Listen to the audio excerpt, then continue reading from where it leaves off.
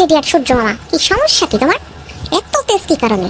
বলি সূর্য মামার সাথে ঝগড়া করেছো তো তোমাদের ঝগড়া তোমরাই মেটাও, তোমাদের তেজ তোমরাই দেখো, আমাদেরকে এত তেজ কেন দেখাচ্ছ? উফ রে, চারিদিকে কি গরম আর গরম। বলি বাবু একটু থামো থামো, এবার তোমরা একটু থামো, আমাদেরকে একটু শান্তিতে থাকতে দাও।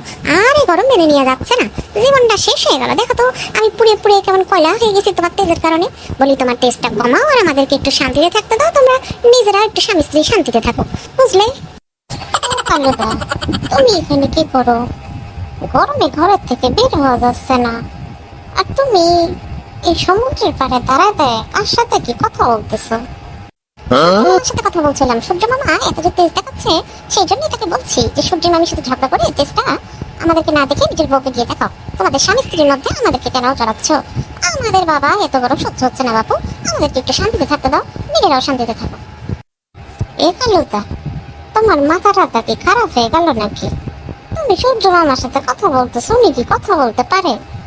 আর সূর্য মামির কথা বলতেছো, উনি তো কোনো মানুষ না, উনি তো সিঙ্গেল, উনি তো একাই, ওনার আবার বউ আসবে কোত্থেকে? আল্লাহ গো আল্লাহ, গরমে কি তোমার মাথা টাথা সব খারাপ হয়ে গেল নাকি? বুঝতেছি না তো।